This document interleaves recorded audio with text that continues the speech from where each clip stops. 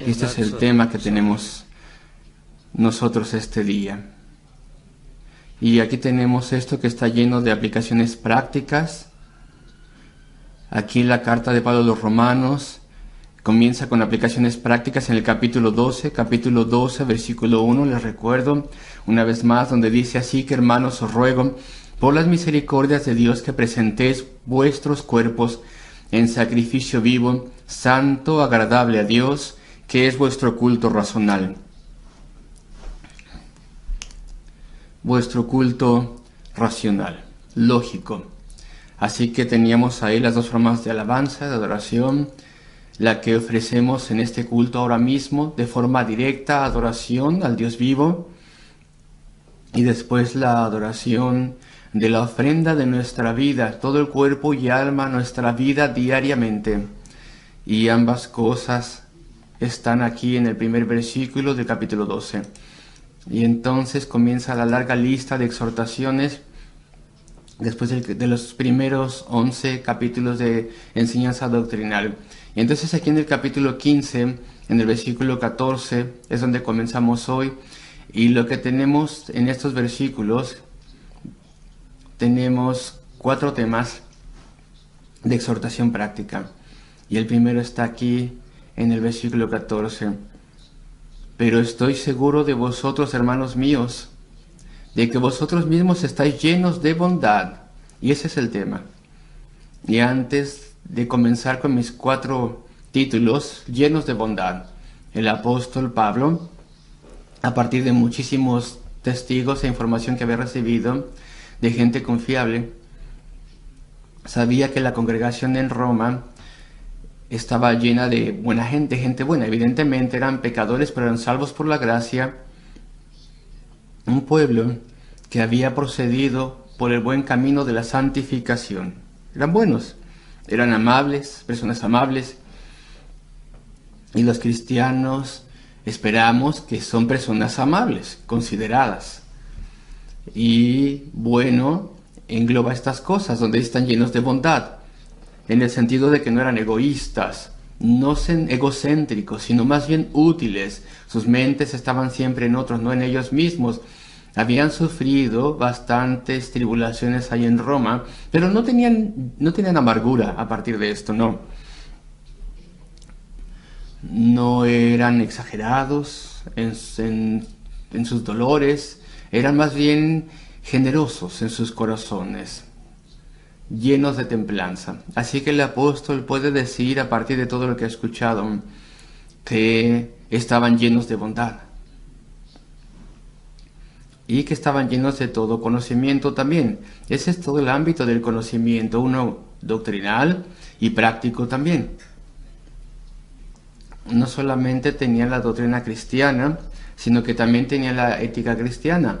No solamente conocían las doctrinas de la gracia, las grandes cosas de Dios, sino que conocían cómo un cristiano se tiene que comportar y aquellas cosas que no debería de hacer y con las que no se tendría que asociar y de las cuales se tenía que apartar. Ellos sabían las cosas prácticas también. Ese es un gran problema hoy en día. Frecuentemente entre los cristianos y en las iglesias vemos gran conocimiento. Las doctrinas de la gracia, por ejemplo, son conocidas, y aún así hay muy poco esfuerzo de obediencia a la Escritura, de implementar los caminos bíblicos, de tener separación del mundo. Todo esto parece ser algo que está siendo dejado de lado. Frecuentemente en los círculos cristianos esto es así, y frecuentemente hoy en día no se puede decir, de algunas iglesias incluso con gran reputación, no se puede decir que tienen obediencia. Tal vez tienen gran conocimiento, pero lamentablemente no tienen conocimiento práctico, no hay separación. Los cristianos no son diferentes del mundo, más bien se parecen al mundo. Y entonces el apóstol tiene esto en mente al respecto de las personas en Roma, llenos de todo conocimiento. Todo el ámbito del conocimiento, todo el abanico de conocimiento que viene de la palabra de Dios. También de tal manera que podéis amonestaros los unos a los otros. Y esto me trae al primer título. de tal manera que podéis amonestaros los unos a los otros. Y en estos versículos que veremos 4 cosas que son de gran importancia a las iglesias. Y aquí tenemos la admonición mutua. El pueblo de Dios que se ayuda los unos a los otros. El pueblo de Dios que ministra los unos a los otros. Admonición mutua. Frecuentemente se menciona esto en el Nuevo Testamento. Somos sacerdotes, todos los creyentes tenemos cierta influencia pastoral los unos sobre los otros. Entonces hay que considerarnos los unos a los otros para buenas obras. Dice el escritor a los Hebreos en el capítulo 10. Y es un deber de cada uno de nosotros. Dice el apóstol, podéis amonestaros los unos a los otros. Y bueno, podían hacerlo porque tienen los requisitos, estaban llenos de bondad, eran amables, considerados, útiles, desinteresados. Hay que tener todos estos requisitos para poder amonestarnos los unos a los otros. Y si no estamos haciendo progreso, no somos amables y no podemos hacer las cosas con compasión y templanza, pues no tendríamos que hacer nada. No tenemos los requisitos para amonestar a nadie. Aquí tenemos los requisitos para la amonestación mutua. Estáis llenos de bondad, llenos de todo conocimiento, de tal manera que podéis amonestaros los unos a los otros. Estos son los requisitos para pastorear, para poder amonestar. Hermanos, dice el apóstol Pablo en Gálatas 1, si un hombre es sorprendido en una falta, vosotros que sois espirituales, restaurar al tal en el espíritu de mansedumbre, a menos que vosotros también seáis tentados. En ninguna amonestación, en ninguna cosa que queramos decir de forma espiritual para ayudar los unos a los otros, en cualquiera de estas situaciones tiene que ser obvio que estamos procediendo con mansedumbre y que tememos caer y que cuidamos nuestros propios pasos. No somos seres superiores. No estamos ejercitando amonestación mutua, estando nosotros con un sentido de una autoridad especial, no. Entonces, aquí están los requisitos. Hay una humildad obvia en nosotros, estamos listos a recibir amonestación del otro, de las otras personas también. Verdaderamente esto es algo mutuo. Y bueno, tal vez ahí en Santiago se incluye lo siguiente, de confesar los pecados unos a los otros. Esto no es algo sacerdotal. Ahí en el libro de Santiago lo que decía el escritor no es una confesión sacerdotal, lo que escribe ahí Jacobo, más bien estamos hablando de una cosa diferente. Si fuera correcto que confesaras tus pecados a un sacerdote de forma bíblica, pues entonces él tendría que confesarte los suyos también, porque esto es algo mutuo. Pero bueno, lo que dice el libro de Santiago, que escribió Jacobo, nos dice que si nosotros aconsejamos, amonestamos a otra persona, entonces tenemos el reto. ¿Tú estás dispuesto a recibir también regaño y amonestación de esa persona? Tiene que ser verdaderamente algo mutuo, los unos a los otros, como dice aquí el apóstol Pablo. Y bueno, la amonestación mutua solamente cubre faltas bíblicas, no incluye que regañemos a alguien al respecto de un montón de cosas que no están en el ámbito de un vivir piadoso por el Señor. Y nunca se hace por ira, y nunca se hace rudamente, groseramente, y siempre tenemos que tener una conciencia de que tenemos que tener los requisitos, porque somos un ejemplo en lo que estamos mencionando. Así que estos son algunos puntos. No estoy lidiando con este tema adecuadamente, pero dice entonces, podéis amonestar los unos a los otros. Amonestación mutua. Esto es preciadísimo, es en privado, nunca se lo decimos a otras personas, y verdaderamente necesitas una amistad con esa persona. Y si no tienes una amistad y comunión con esa persona, mejor hay que dejarle la amonestación a alguien que tenga esa relación de amistad. Pero hay un deber de amonestar. Y si tú ves a un amigo tropezarse, y si tú ves a un amigo que tiene menos conciencia de los deberes cristianos y la adoración, etcétera, bueno, pues ora pidiendo gracia para que puedas estar ahí al lado y no lo dejes hasta que la situación empeore tanto, muchísimo. Porque el Señor puede hacer que tú seas responsable por no participar en este aliento mutuo, en esa admonición mutua, en ser útiles unos a los otros. Entonces es un deber bíblico, pero tenemos que esforzarnos en estar con los requisitos adecuados para poder tener admonición mutua. Y el apóstol menciona esto como algo de los aspectos prácticos, uno de los 4 aspectos que veremos brevemente esta mañana. Versículo 15. Y esto es al respecto de una vida cristiana auténtica, un verdadero compromiso cristiano. Frecuentemente las personas dejan esto a un lado. Hay 2 grandes puntos que vemos en este versículo 15. Mas os he escrito, hermanos, en parte con atrevimiento, como para haceros recordar por la gracia que de Dios me es dada.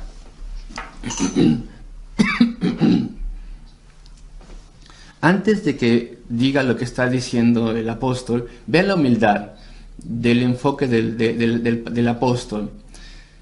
Ellos tenían que recordar que tenían que llevar a cabo ciertos deberes, y aún así les respeta grandemente Pablo a los romanos y dice: mira, este es un recordatorio para vosotros, os estoy recordando. No está diciéndolo de una manera autoritaria o una cosa así. Y entonces va a estar lidiando con este punto que voy a mencionar en un momento. Pero quiero mencionar cómo lo hace de una manera muy humilde. Y él es un apóstol. Él tiene autoridad de Dios para traer el evangelio y para ministrar a los gentiles. Y aún así hace estas cosas de forma muy respetuosa.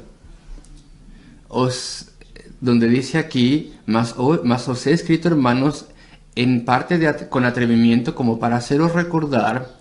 Y lo hago no como alguien externo, extranjero, que está interfiriendo en vuestros asuntos o presionándoos, sino que lo hago porque soy un apóstol. He sido comisionado a hacer estas cosas.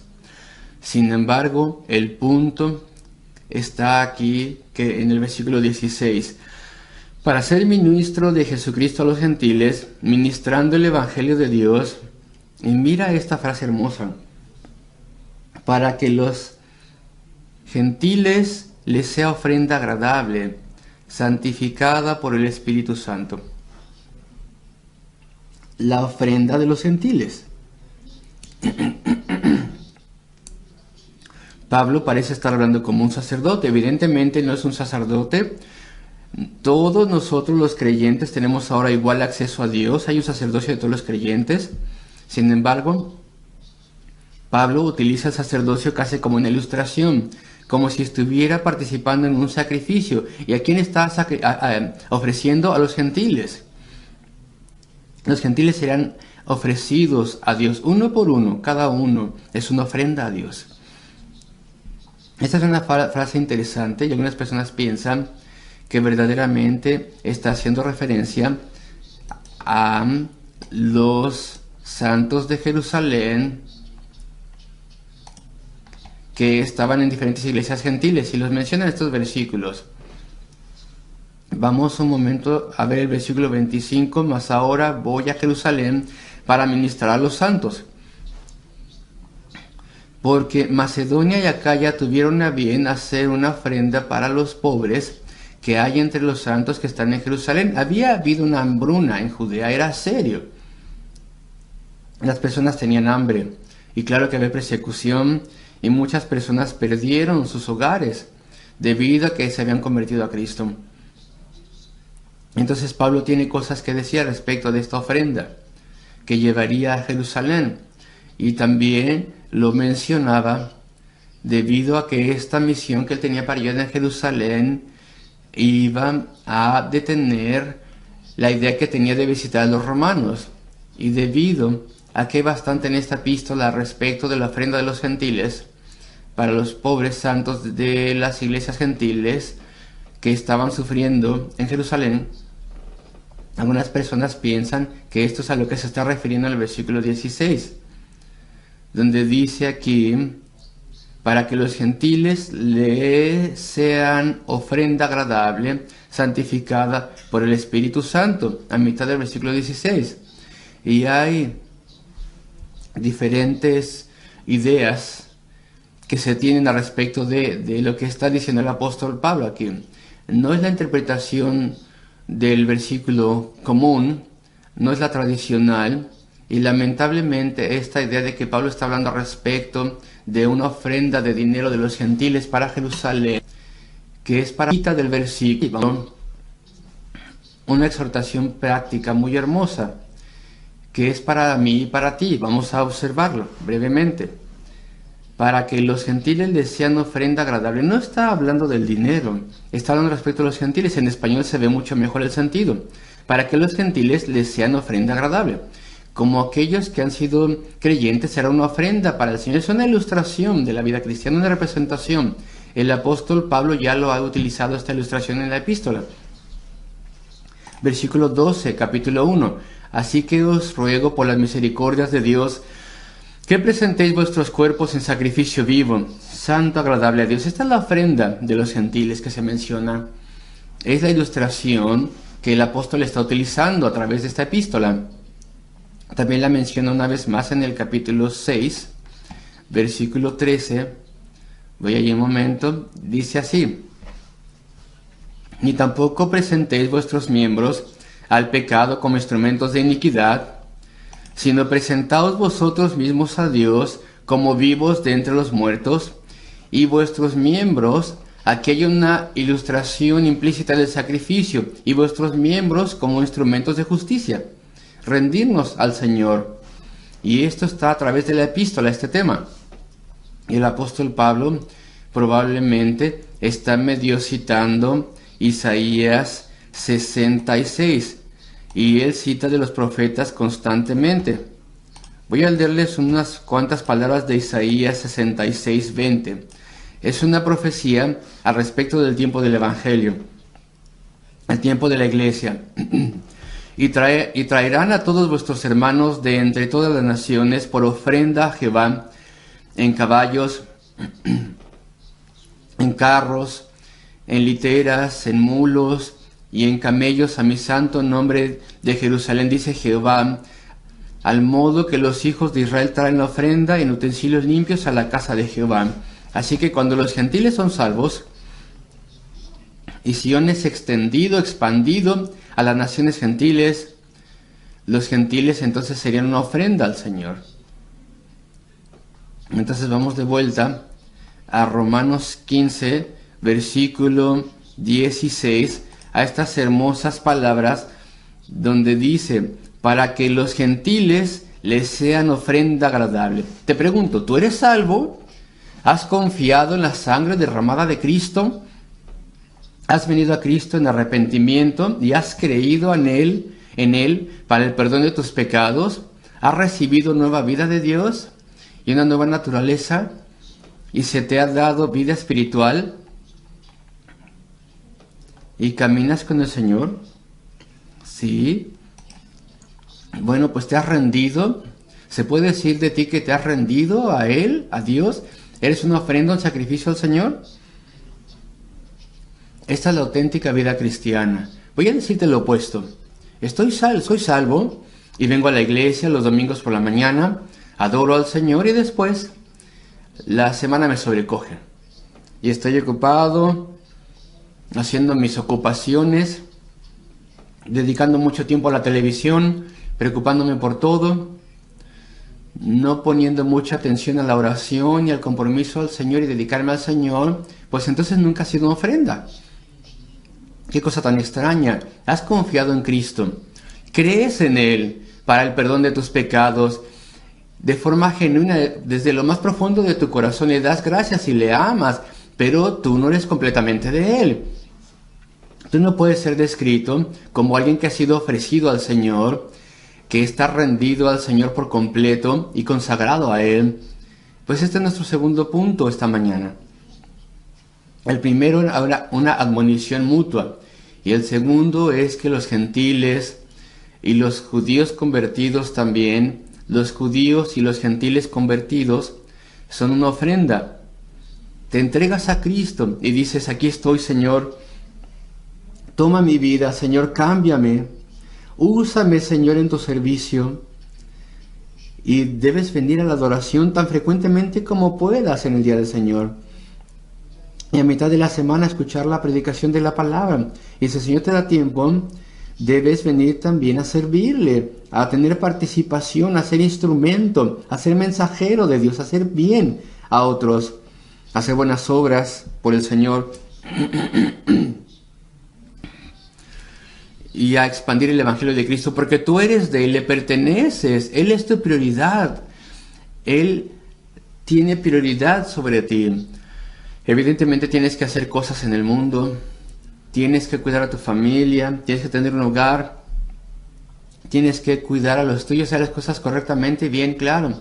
Pero tu primera prioridad, y esto es tu anhelo, por esto oras, tu primera prioridad es agradar al Señor y ser de Él, y vivir por Él, y estar entre su pueblo, y estar separado del mundo y de las cosas mundanas y pecaminosas. Aquí está la ilustración entonces.